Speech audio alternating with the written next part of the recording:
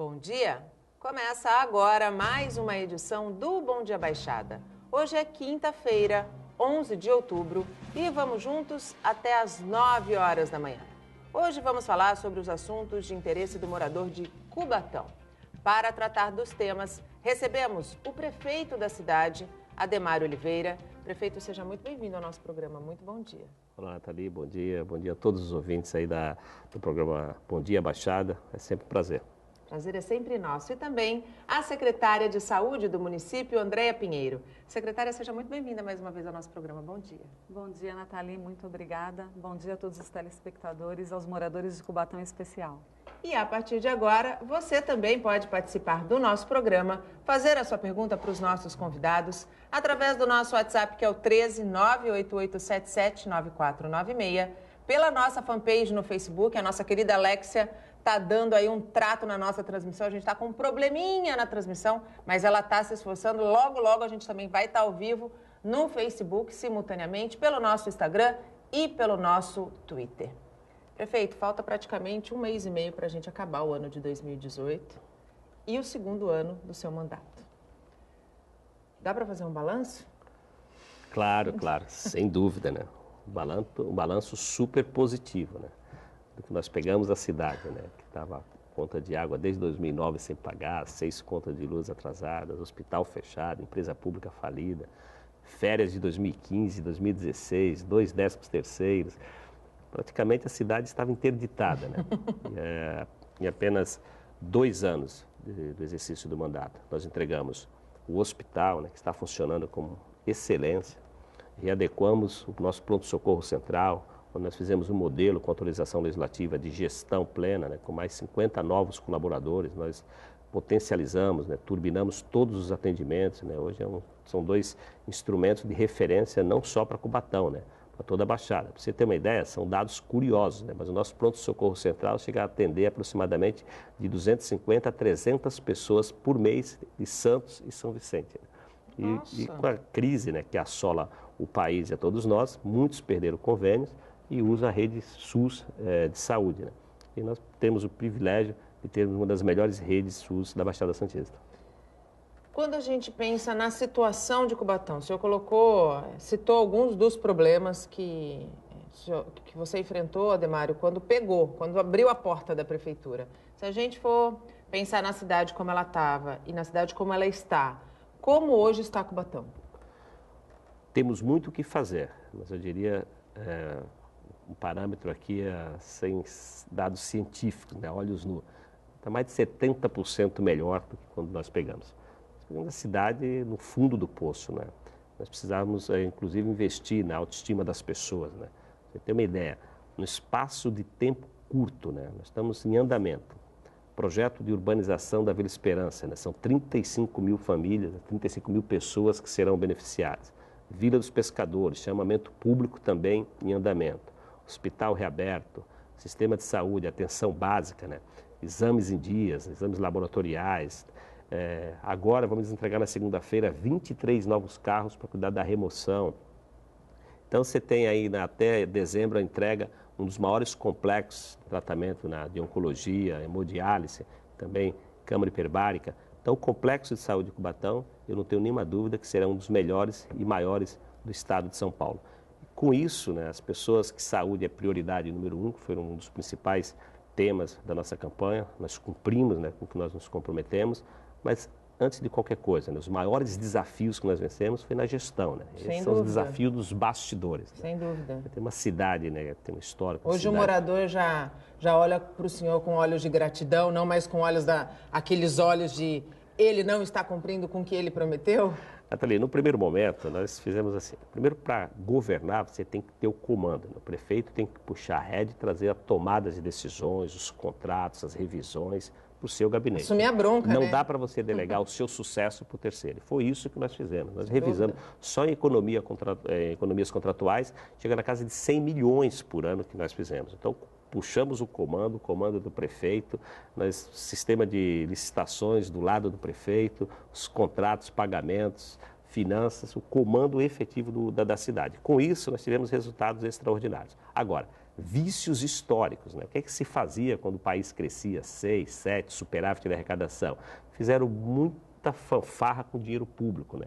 Porque o conceito que isso acabou, né? A sociedade não tolera mais isso. Eleição mostrou, né? O conceito do bom administrador é aquele que pega o dinheiro e distribui para poucos, né? Benefícios que a Folha não comporta, começa a fazer programas para beneficiar apenas alguns, lotear a prefeitura, né? Lotear os governos, isso não comporta mais.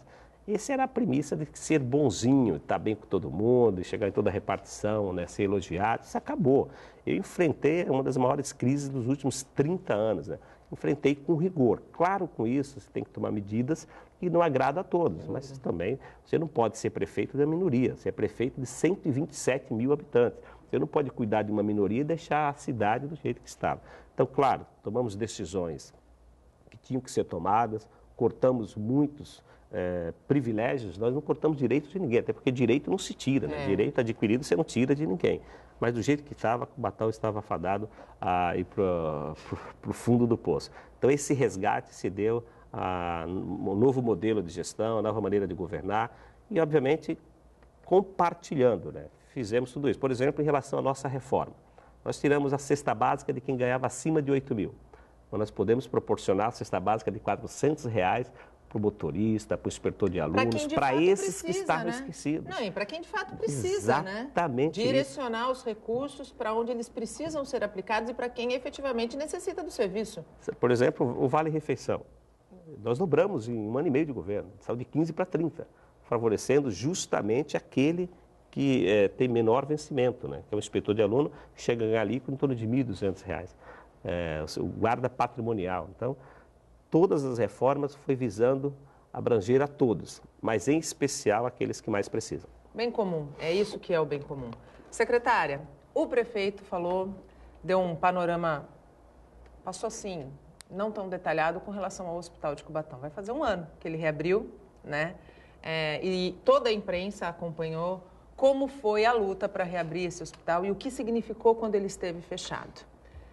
Qual o balanço que a gente pode fazer dos atendimentos, da prestação de serviço, do retorno da população e principalmente também do retorno da classe médica que está trabalhando lá? Tem tanta gente, a gente vê tantas prefeituras anunciando concurso público para contratar médico e não consegue. E eu conheço alguns profissionais, inclusive profissionais renomados, que estão dentro do Hospital Municipal de Cubatão e que falam do trabalho com um brilho nos olhos que a gente não vê em outras repartições públicas de saúde. Verdade, Nathalie. Na verdade, a saúde de Cubatão ela era um reflexo, quando o prefeito assumiu, do que era a cidade como um todo. Ela realmente era um caos. E o maior caos enfrentado pela administração foi efetivamente o nosso hospital fechado. Isso refletia falta de exame, cirurgia, PS lotado, ou seja, a permanência de um paciente num corredor de PS podia chegar até 30 dias.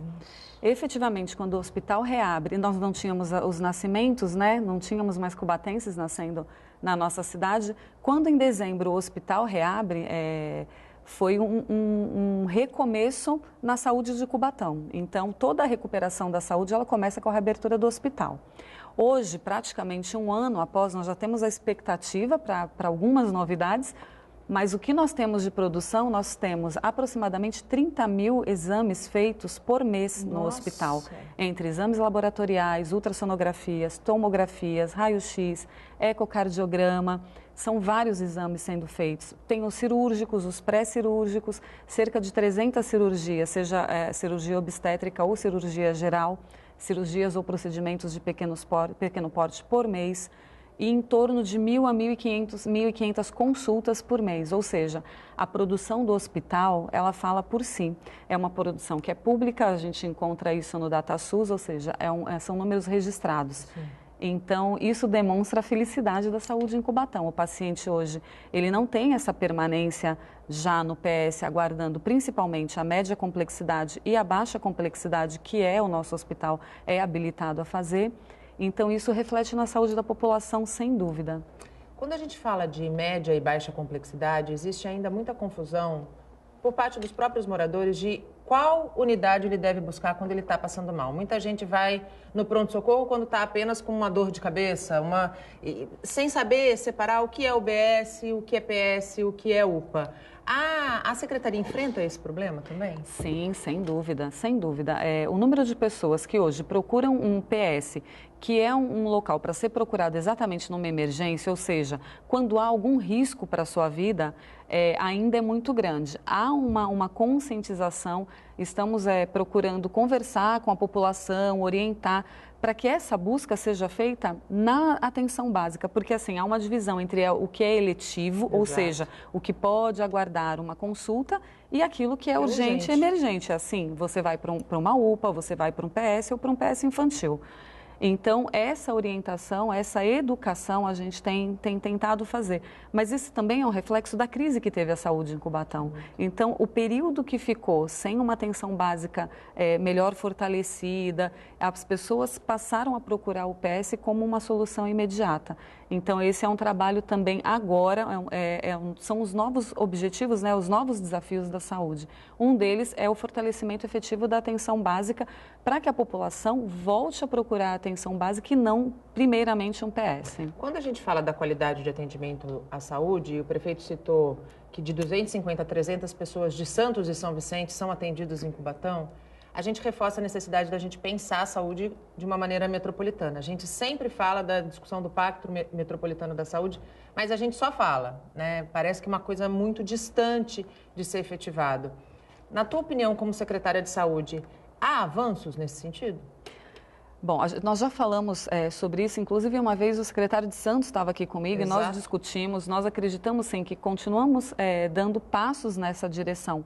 No entanto, nós ainda temos alguns entraves e eu acredito que nas próprias cidades, os próprios municípios, eles têm uma restrição, os munícipes, de enxergar essa regionalização. E eu entendo a população, porque é aquela história, a consulta é minha, como eu vou dividir com alguém de outro município se muitas vezes é precário para mim?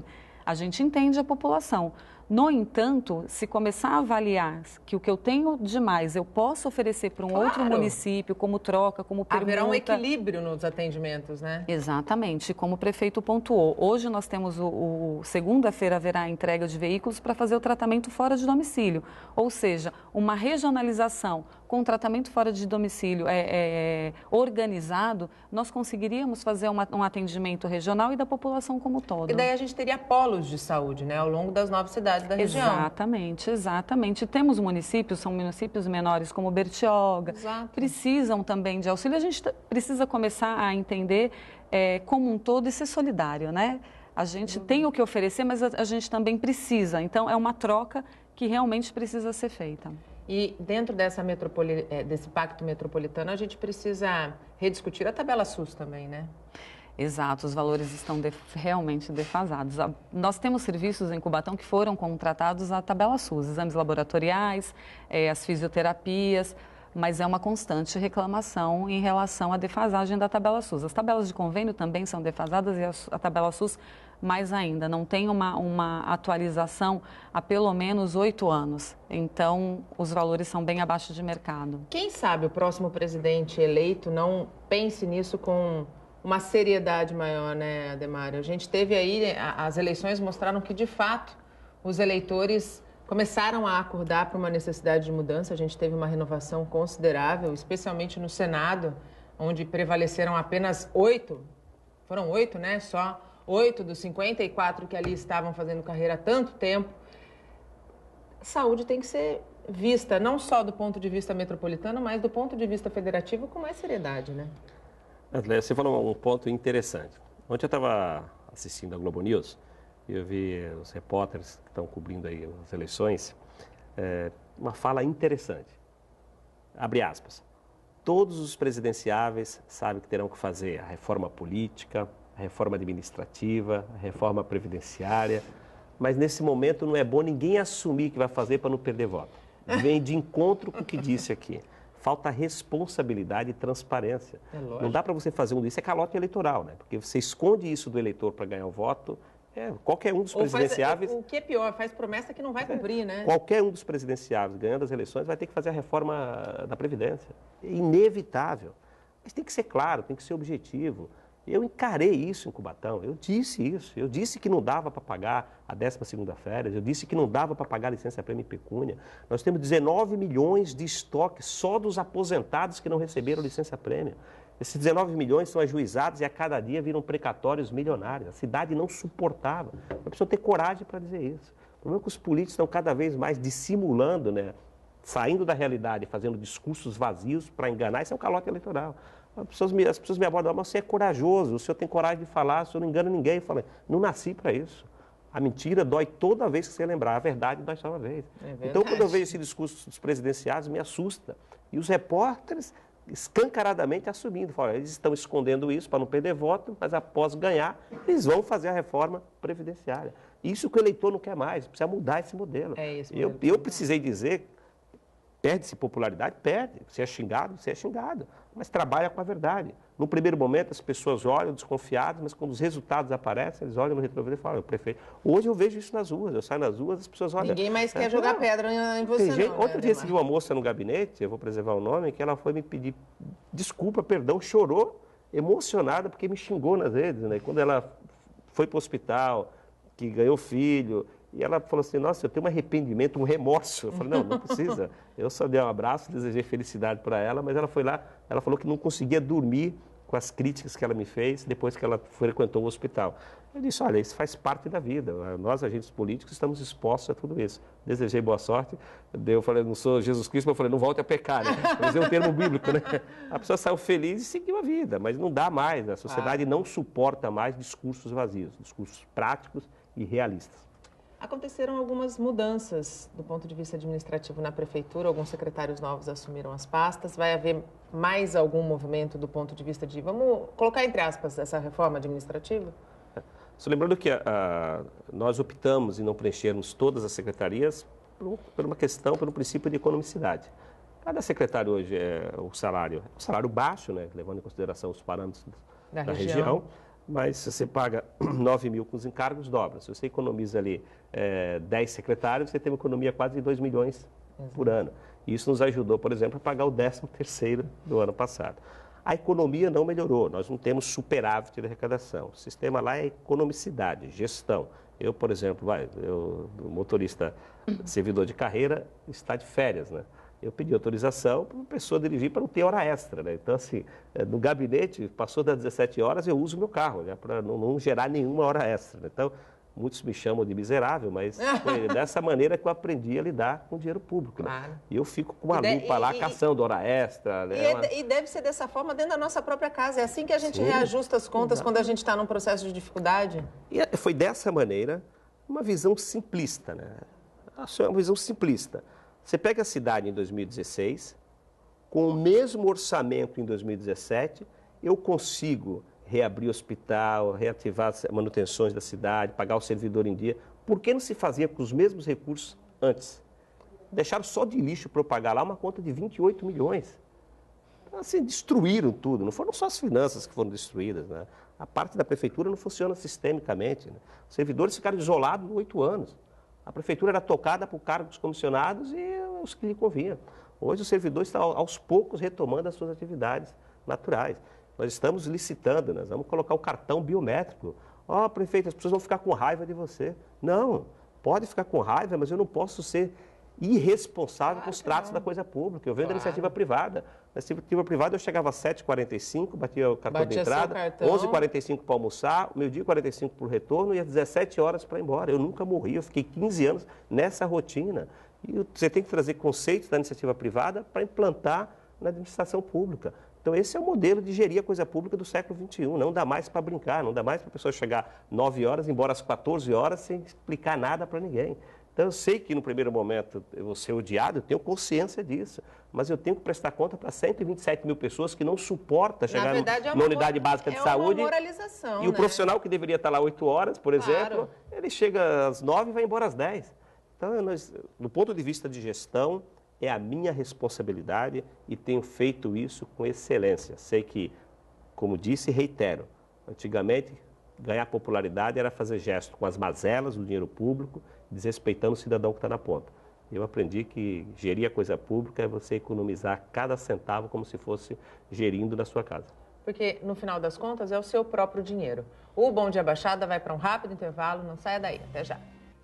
O Bom Dia Baixada está de volta e o navio de 190 toneladas que naufragou no Porto de Santos em junho foi finalmente retirado do mar. A operação custou 6 milhões de reais. O pesqueiro Caco Maru foi retirado da água. A operação de içamento durou mais de 3 horas. Foi usado um guindaste superpotente. A embarcação, que estava debaixo d'água há 4 meses, se transformou em sucata. O barco foi colocado de pé e vigas de sustentação foram soldadas para manter a estabilidade. Essas 2 embarcações, o Tarrei Maru e o Caico Maru, estavam ancoradas no cais do Armazém 8. Quando elas afundaram, houve derramamento de 100 litros de óleo no mar. O processo de retirada das embarcações começou em julho deste ano, depois que o IBAMA constatou riscos ao meio ambiente e notificou a Codesp. Das 7 embarcações naufragadas no Porto de Santos, 4 já foram retiradas da água, ainda faltam 3. Aqui nesse ponto onde nós estamos, foram essas 2 aqui que nós estamos vendo. Ainda não há previsão para que elas saiam em definitivo do Cais Santista. É a Justiça que vai acionar os proprietários das embarcações e definir a retirada total delas daqui dessa área.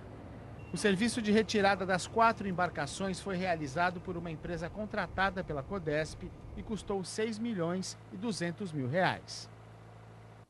Vale lembrar, é a embarcação que naufragou no Armazém 8, aquele mesmo que está caindo aos pedaços e que precisa, está literalmente tombando, e que precisa urgentemente ser olhado com mais responsabilidade pelas autoridades responsáveis, e aí eu falo Codesp, que está sobre a gestão aí da Codesp, para que o processo de revitalização daquela região saia do papel. E voltamos com os nossos convidados. Participam do Bom Dia Baixada o prefeito de Cubatão, Ademário Oliveira, e a secretária de Saúde do município, Andréia Pinheiro. Você pode participar do nosso programa, fazer sua pergunta para os nossos convidados através do nosso WhatsApp, que é o 13 988779496. A nossa transmissão ainda não está sendo realizada pela nossa fanpage. A Alexia continua em cima, mas a gente está com um probleminha técnico, mas dá para interagir conosco pelo nosso WhatsApp, como eu disse, pelo nosso Instagram e pelo nosso Twitter. Se quiser entrar na minha fanpage, também pode. A gente está recebendo as perguntas para repassar aqui para os nossos entrevistados. Prefeito, quando a gente fala de desafio que ainda precisa ser superado, na tua avaliação, o que é ainda urgente? A empregabilidade, o crescimento do polo industrial para melhorar a nossa arrecadação. E nós temos trabalhado diariamente, né, uma boa interlocução com o Ciesp, uma boa interlocução com o presidente da Usimina, o Dr. Sérgio Leite, reuniões periódicas a cada 15, um mês, nós estamos reunidos. Ele tem feito ali um estudo primário de retorno da produção de aço na Usiminas, tem compartilhado constantemente com a instituição prefeitura, e a retomada do emprego passa muito pela retomada e a reabertura da Usiminas nesse setor. Então, essas 2 questões ainda são preocupantes, porque Cubatão, a vocação é o polo industrial. Sim. Nós não temos temos potencial, mas a questão turística, né, não se investir ao longo dos anos. No nosso governo, que nós tivemos a responsabilidade de colocar Cubatão como município de interesse turístico, a Assembleia votou, Cubatão hoje recebe cerca de 700 mil reais por ano para investir. A chegada à estância, isso ainda será um caminho longo a ser percorrido. Então, talvez a longo prazo, Cubatão possa ser uma referência aí na Baixada Santista, do ponto de vista do turismo, que eu melhoraria significativamente as nossas receitas. Mas hoje a indústria ainda é a mola propulsora da empregabilidade e da nossa economia. Quais são, fora essas reuniões, fora esse corpo a corpo com os empresários, as outras ações que a administração tem desenvolvido para tentar reinserir o morador de Cubatão dentro do mercado de trabalho? Lembrando que a cidade, né, elas não produzem, a administração não produz riquezas, né? Então, o emprego, inevitavelmente, passa pelo setor privado. Então, os nossos maiores esforços estão todos canalizados para a retomada do crescimento do município. Claro que as políticas públicas, a nível nacional tem impacto direto aqui, né? Essa concorrência, mercado, a Organização Mundial do Comércio, você tem uma série de reflexos aqui na cidade, no polo industrial. Então, nós estamos alertando constantemente o governo do Estado, né? Você tem uma Secretaria de Desenvolvimento Econômico, né? Que passa por lá, né? As questões do fomento, da atração de novas indústrias, a ABIQUIM, né? Que é a Associação Brasileira da Indústria Química, também nós temos percorrido. Nós fizemos um seminário em São Paulo, um congresso promovido pela cidade de Cubatão e pelo CIESP, né? Junto com o CID, né? Que é o condomínio das indústrias, das maiores indústrias de Cubatão. Então, nós estamos empenhados intensamente em busca de novas indústrias que só com essa parceria, né, com a retomada do crescimento da economia e das novas indústrias, nós sanaremos a questão da empregabilidade. Porque do ponto de vista da Prefeitura como instituição, nós fomentamos a construção civil, né, por exemplo, só da Minha Casa Minha Vida, do programa Minha Casa Minha Vida, serão 800 unidades. A construção civil ainda é também uma grande alavancadora aí da questão da empregabilidade. Projetos habitacionais em parceria com o governo do Estado. Cubatão está construindo inédito, né? Torres de 15 andares, né? Serão as nossas maiores... É verdade. Nós estamos verticalizando a cidade. Então, nós temos o Parque Linear do Casqueiro, que já está em fase final de projetos. Então, a construção civil, isso que nos cabe do ponto de vista de instituição, é todos os nossos esforços e empenho para ajudar, né, na construção civil a alavancar a empregabilidade. E na saúde, secretário, o que é, qual é, se der para elencar, um grande desafio que precisa ser colocado nos trilhos ainda? Eu só gostaria também de falar que nessa questão de fomentar a economia local, nós temos também a própria reabertura do hospital. Porque ali na Vila Nova, onde o hospital estava, após o encerramento, nós tivemos restaurantes fechados, lojas fechadas, e com a reabertura do hospital, o comércio também voltou a se movimentar. Além disso, nós temos a Faculdade de Medicina, que também está movimentando a economia do município, né? E está bem animada essa questão também. Como desafio para a saúde, nós ainda temos exatamente a questão da atenção básica.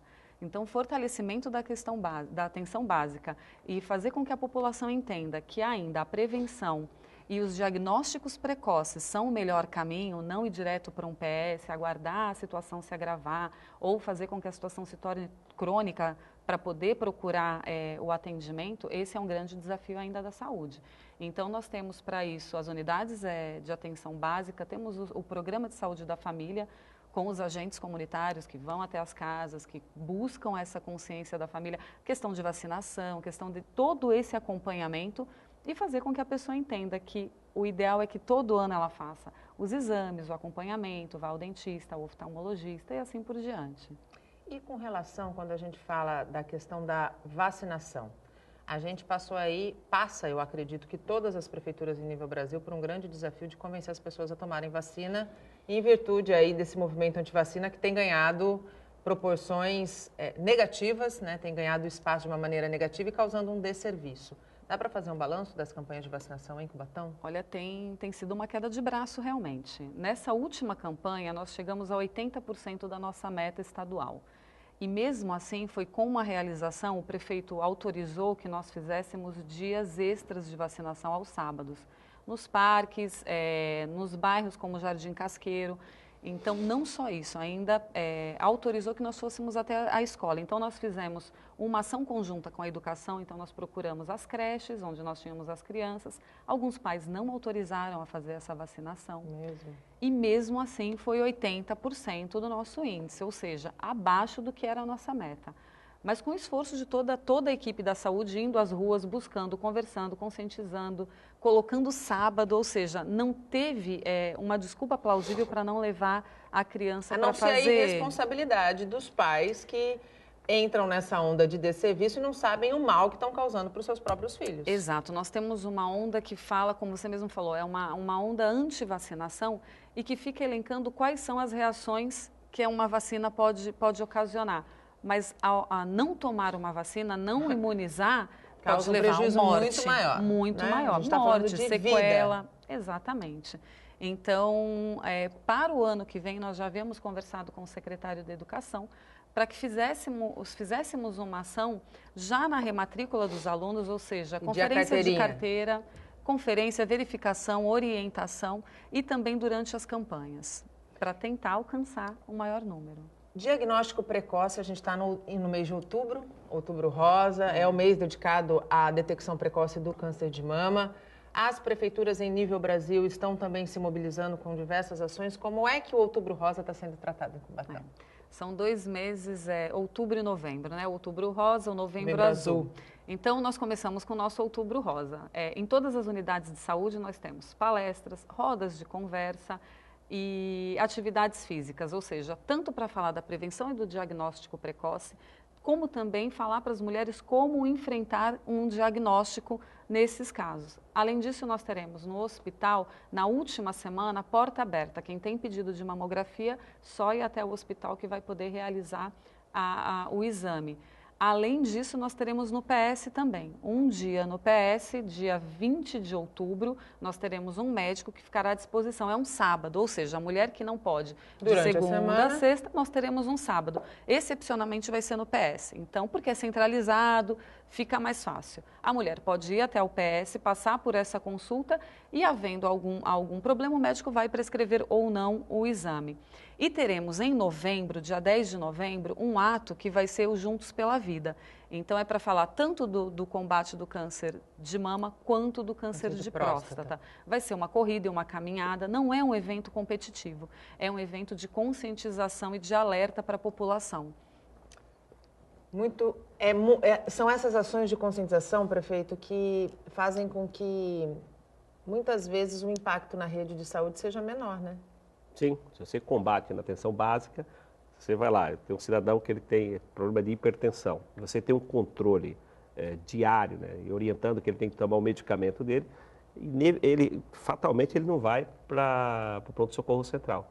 E se você pegar a grande parte das pessoas que procuram o pronto-socorro central, essa é a unidade básica, a atenção básica falhar. Por isso nós estamos potencializando a atenção básica para nós fazermos o nosso sistema de saúde sincronizado em um dos melhores do estado de São Paulo. Um grande desafio da região como um todo é a questão do déficit habitacional. Nós vivemos realmente uma luta para dar moradia digna para aqueles que mais precisam. Em Cubatão, algumas ações foram feitas nesse sentido. Tem morador do Jardim Real Mais Feliz, que ganhou o registro oficial de propriedade. Tem a questão da reforma da Vila Harmonia, no Bolsão 7 de Cubatão. Como é que estão todas essas ações, prefeito? Cubatão, ao longo dos anos, não colocaram a legalização fundiária como prioridade. Então, as pessoas ainda moram em área, são poceiros, né? Eles não têm seus títulos. Você pega o Casqueiro, por exemplo, que é um dos melhores, é o bairro de uma classe econômica alta, as pessoas ainda são poceiras, não têm a titularidade dos seus imóveis. Então, nós nos esforçamos, um trabalho feito aqui com a Secretaria de Habitação, com intensidade, e a Secretaria de Patrimônio da União, a SPU, peregrinamos umas 4 ou 5 vezes até Brasília, São Paulo, tivemos êxito. Jardim Real, as pessoas ficam felizes, porque com o título você tem alguns benefícios, né? De repente a pessoa quer, desde pegar um empréstimo, até para vender, né? Exatamente. Quem compra, se você não tiver o título, a pessoa não pode fazer um financiamento através da Caixa Econômica Federal. E aí dificulta, né, a circulação e até, inclusive, os impostos, né? Porque tem os impostos da transmissão, né, do ITBI. Então, Cubatão ainda estava muito atrasada em diversos itens. Então, claro que não dá para resolver tudo isso em 2 anos, mas a questão da titularidade, a legalização fundiária, foi uma bandeira que nós pegamos e estamos encaminhando com muita dedicação. Aliás, eu diria hoje que é a marca do governo, gestão, habitação e saúde. Com relação ao déficit que ainda existe, quais têm sido as ações da administração para tentar, como eu disse, não é um problema só de Cubatão, é um problema da região. A gente estima aí 150 mil o déficit de moradias na nossa região. Cubatão, dentro desse cenário, tem qual realidade? Cubatão é a cidade com o maior índice de déficit da Baixada Santista. E nós estamos em plena produção. São 4 torres de 15 andares no CSU, mais 680 unidades na Ilha Caraguatá, mais 200 unidades para Mantiqueira, 180 unidades para Vila Noel. Então, nós vamos produzir aí encaminhamento nos próximos anos, deve iniciar o ano que vem, em torno de quase 3.000 novas unidades habitacionais. Isso vão beneficiar, se a gente for multiplicar isso pelo menos por 4, 12 mil pessoas. Você vai diminuindo drasticamente o déficit habitacional. Você tem as 800 unidades da Minha Casa Minha Vida, você tem as 680 unidades da Vida dos Pescadores, as 690 unidades da Ilha Caraguatá, as 4 torres de 15 andares no Costa Silva e essas da Mantiqueira e do Jardim, da Mantiqueira e da Vila Noel. E a parceria com o poder público, quando eu digo poder público, governo estadual e federal, é essencial para que esses projetos saiam do papel, né? Essencial. Vila Esperança em pleno encaminhamento, recursos alocados, CSU, as torres já estão sendo construídas, Ilha Caraguatá, o terreno, né, a parte de estrutura, de infraestrutura também já está iniciada. Então, essas construções elas só serão possíveis nesta parceria com o governo do estado e o governo federal. E aí onde entra a figura do gestor, porque essas parcerias só ocorrem quando há uma dedicação efetiva do agente político em peregrinar no gabinete dos deputados, nos ministérios. E eu posso dizer que nós fizemos isso com louvor e os resultados são satisfatórios. O Bom Dia Baixada vai para mais um rápido intervalo. Não saia daí. Até já. E estamos de volta e chegamos ao último bloco do nosso programa. Participam do Bom Dia Baixada o prefeito de Cubatão, Ademário Oliveira, e a secretária de Saúde do município, Andréa Pinheiro. Você pode participar do nosso programa hoje, excepcionalmente, apenas pelo nosso WhatsApp, que é o 13 988779496, pelo nosso Instagram e pelo nosso Twitter, a nossa transmissão via Facebook, pela nossa fanpage, infelizmente, segue fora do ar. Secretária, como é que está, se é que existe, fila de espera para consultas e exames?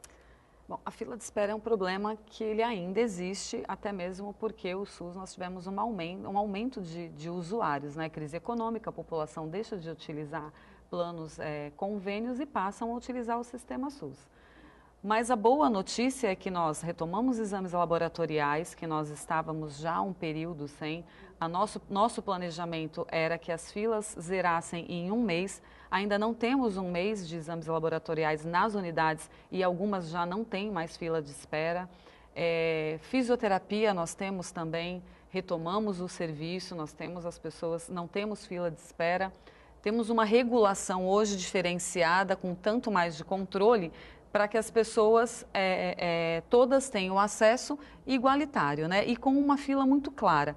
A nossa ideia é tornar essa fila pública também, a lei de transparência, para que todo mundo tenha acesso em como essa fila anda. É uma regulação médica que vai priorizar de acordo com a situação de saúde da pessoa, mas a ideia é transformá-la numa fila pública, como já tem em alguns outros locais. Espera por exames, a gente ainda tem alguns exames de imagem, principalmente aqueles que não são da complexidade do município, que são de regulação regional, mas hoje nós temos uma diminuição considerável nessas filas. Cães e gatos devem ser castrados na cidade. A expectativa são 3 mil animais, é isso? Exato. Essa também foi uma inovação da administração, porque esse convênio está sendo possível com a realização de uma emenda impositiva. Então, a Associação Franciscana dos Animais de Cubatão vai fez um plano de trabalho para fazer a castração de cerca de 3 mil animais até o final desse ano.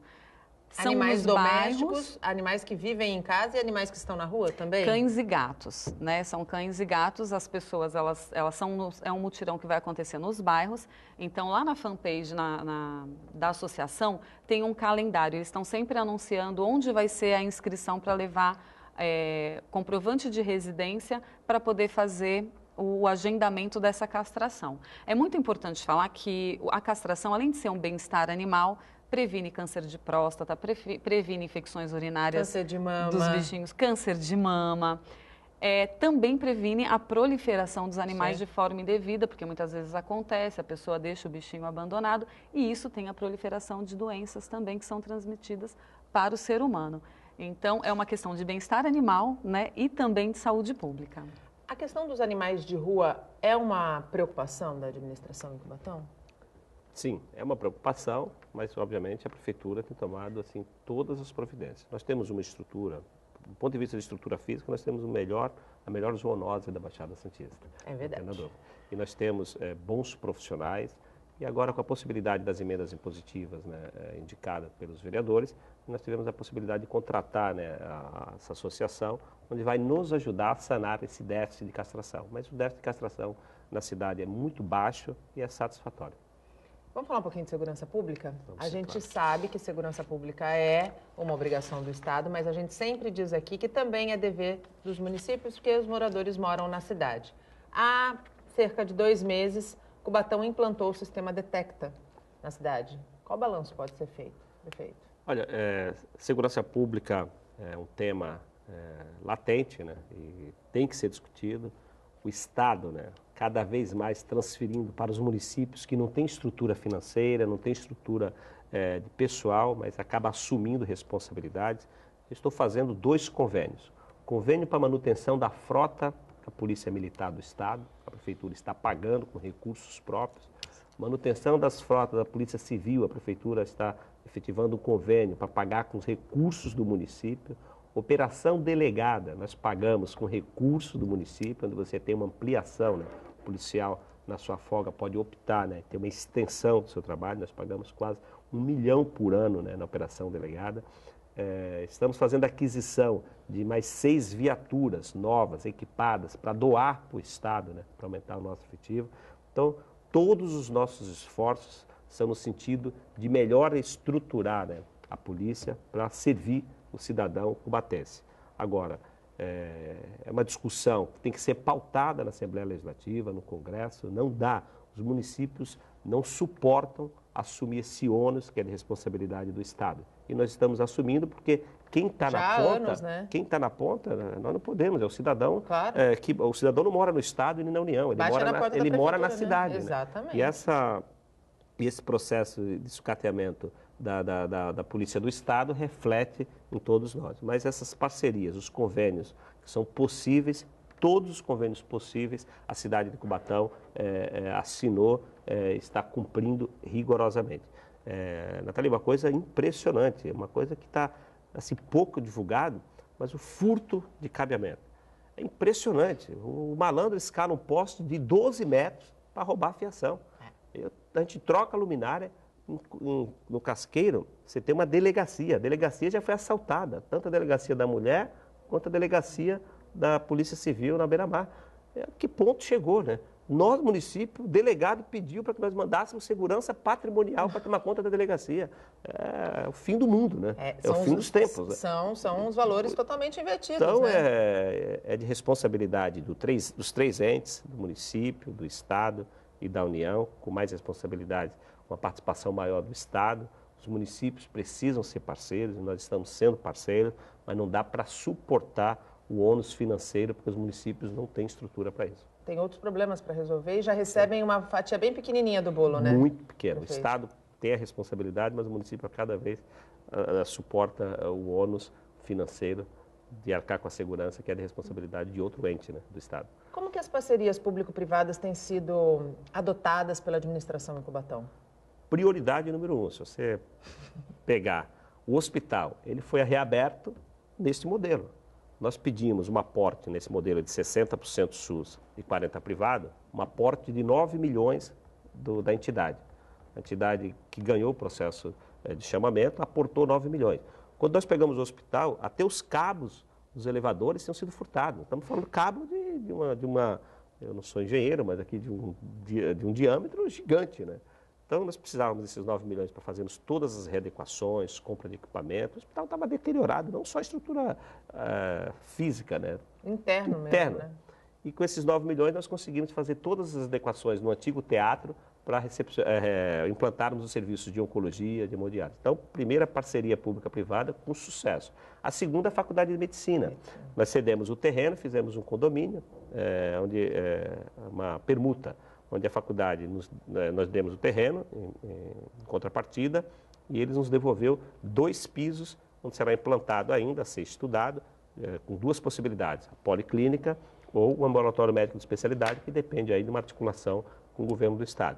Então, a parceria pública-privada é o que nós estamos gerindo a cidade, as áreas que nós tivemos maior sucesso foi com dinheiro privado. E os nossos 2 parques também, nós estamos fazendo estudos para dados de concessão. Nós temos um parque urbano no coração da cidade, que nos dias de hoje é inadmissível que a prefeitura faça gestão. Estamos buscando um parceiro privado, quem está nos ouvindo agora, se quiser nos procurar, fique à vontade, Rosana, que desculpa o espaço. Fique à vontade. Mas é de grande importância para todos nós. Gestão, parceria público-privada é uma das marcas das gestões eficientes pelo mundo inteiro. Prefeito, muito obrigado pela tua participação, sempre pela disponibilidade em nos atender e em falar o que precisa ser dito para os telespectadores, especialmente moradores de Cubatão. Eu que agradeço imensamente essa oportunidade. É nossa obrigação, né, como detentores de cargos eletivos, estar prestando conta das nossas ações na cidade. Quando o programa abre as portas para que a gente possa vir aqui, né, muito bem conduzido por você, nos deixa muito à vontade. É uma oportunidade única para que a gente possa prestar esclarecimentos dos nossos passos como gestores públicos. E aí, um grande abraço a todos os cidadãos e cidadãs cubatenses em especial e a todos os telespectadores do Bom Dia Baixada, que é campeã de audiência. Muito obrigada. Secretária, um prazer tê-la aqui, falando, assim como o prefeito, do que precisa ser dito à população, chamando a responsabilidade quem precisa ser chamado, como as mães que não estão vacinando os seus filhos. Parabéns pela iniciativa de cobrar a carteirinha de vacinação em parceria aí com a Secretaria de Educação, porque a gente está com um ato desse, mesmo que pareça ser um pouco impositivo, salvaguardando vidas de crianças que sem vacina podem morrer. Muito obrigada. Obrigada, Nathalie. Eu que agradeço a oportunidade. É sempre importante falar de saúde, é sempre importante ressaltar a importância da prevenção, da imunização, e realmente o seu programa abre esse espaço carinhosamente por você e nós agradecemos. Aproveitar para dar um abraço, né, para os nossos munícipes de Cubatão, falar que a Secretaria de Saúde está de portas abertas, a gente sabe que tem problemas que têm que ser resolvidos, são desafios, mas nós estamos juntos para resolver. E bom dia a todos os telespectadores do seu programa. O Bom Dia Baixada fica por aqui. Nós voltamos ao vivo na segunda-feira, a partir das 8 horas da manhã, com informação de qualidade de um jeito único. Durante todo o dia, você pode ficar bem informado sobre tudo o que acontece na região e no mundo, acessando o Santa Portal. Bom feriado. Tchau.